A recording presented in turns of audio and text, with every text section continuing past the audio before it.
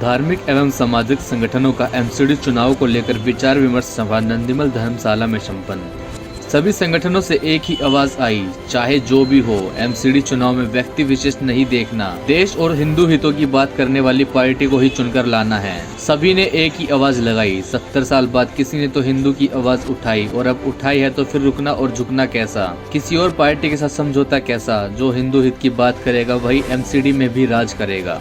आज जो विषय है उसके लिए भी हमें, जब तक हम अपनी संस्कृति को चेंज नहीं करेंगे, हम कभी भी सक्सेस नहीं हो पाएंगे।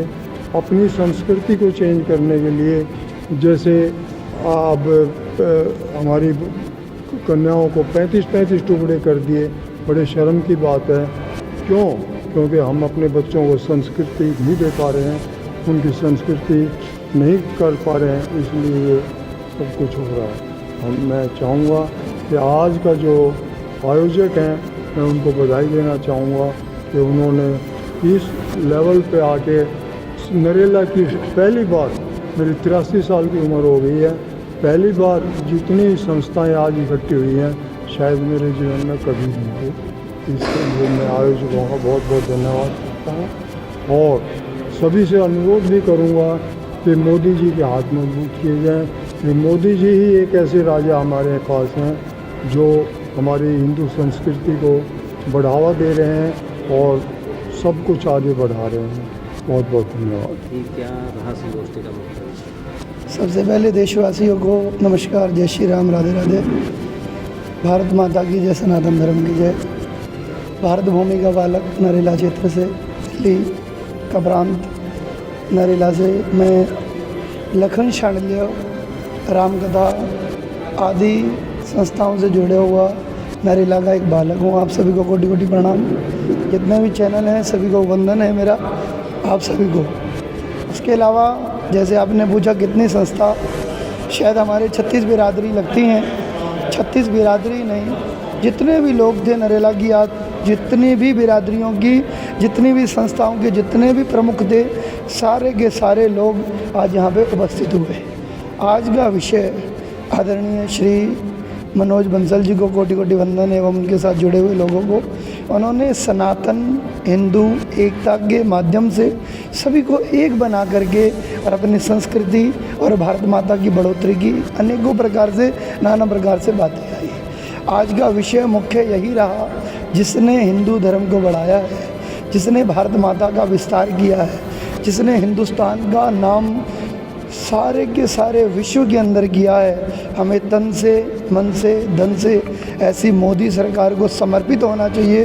और अगर हम वहाँ पे खड़े नहीं होते तो शायद हमारे को शेम फील करनी चाहिए। जिस व्यक्ति ने अपने ऊपर इतना बड़ा निर्णय, चाहे धारा 370 है, चाहे राम मंदिर है, हिंदुस्तान के बड़े बड़े निर्णयों को जो अनेकों सालों से, अनेकों वर्षों से बड़ी बड़ी सरकारें जिन निर्णयों को नहीं ले पाई, उस अकेले व्यक्ति ने, हिंदुस्तान के राजा ने लिया है। ऐसे राजा को कोटि कोटि प्रणाम। और आज पूरा नरेला एक मत होकर के, सारी संस्थाएं एक विचार होकर के खड़ी है। अगर हम किसी के साथ खड़े हैं तो सनातन संस्कृति के रक्षक के साथ, मोदी जी के साथ खड़े हैं। कोटि कोटि प्रणाम। इसी के साथ नरेला के मुख्य सामाजिक, सांस्कृतिक, धार्मिक संस्थाओं का आज संगोष्ठी थी, जिसका मुख्य उद्देश्य था कि भारतीय संस्कृति, सभ्यता जो पीछे आज़ादी के 65 साल तक ह्रास हुआ है, 2014 के बाद जो इस सभ्यता को उजागर करने के लिए मोदी जी आए हैं, आज पूरा हिंदुस्तान उसकी कदर करता है, उसको नमन करता है। आज मुख्य उद्देश्य इस संस्कृति को बचाने के लिए, हिंदू सभ्यता को बचाने के लिए एक वोट देना है सिर्फ मोदी के नाम से, जो आज भारतीय संस्कृति, सभ्यता को उजागर करने के लिए दिन रात प्रयत्न कर रहे हैं और हिंदू को जागृत कर रहा है। आज हिंदू को जागृत होना बहुत जरूरी है, जिससे भारत का कल्याण नहीं, पूरे विश्व का कल्याण होगा। तो हिंदू संस्कृति ऐसी संस्कृति है जो सबका कल्याण करती है। धन्यवाद। राज बंसल जी और मनोज बंसल जी ने जो ये उपराला किया है कि नरेला की जितनी भी धार्मिक संस्थाएं हैं उनको एक झंडे के नीचे ला करके खड़ा करके ये संदेशा देना एक बहुत बड़ी उपलब्धि है हमारे नरेला समाज के लिए। कि आज मैं ये देखता हूँ कि पहले ये कांग्रेस के राज में कहीं बम फूटते थे, कहीं भी बम ब्लास्ट होते थे।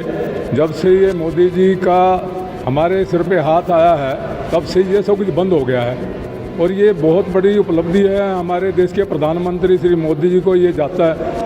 उनको एक संदेशा है हमारे सिख धर्म के लिए कि मोदी जी ही ऐसे हैं जो सिख संस्थाओं के ज़्यादा नज़दीक पहुँचे हैं। इससे पहले जितने भी हमारे प्राइम मिनिस्टर आए हैं उन्होंने कभी भी सिख संस्थाओं के साथ नज़दीकियाँ नहीं बढ़ाई हैं। उन्होंने सिख धर्म के साथ नज़दीकियाँ बढ़ा करके हमारे सिख समाज को एक नया संदेश, एक नया प्यार का संदेश दिया है। तो मैं सभी संस्थाओं के आगे एक संदेश देना चाहूँगा कि आने वाले कल के लिए हमें मोदी जी के हाथ मजबूत करने होंगे। इस देश को मजबूत करने के लिए बाहर देश में जैसे मोदी जी ने हमारे देश का नाम इतना बड़ा रोशन कर दिया है कि आज तक वो एक अपने आप में एक उदाहरण है, एक आप में एक बहुत बड़ी उपलब्धि है। तो मैं आप सबको यही कहूँगा कि ये आने वाले समय में आप इन चीज़ों को नज़रअंदाज ना करें और इन मुद्दों को ध्यान में रखते हुए आप वोटिंग करें। धन्यवाद।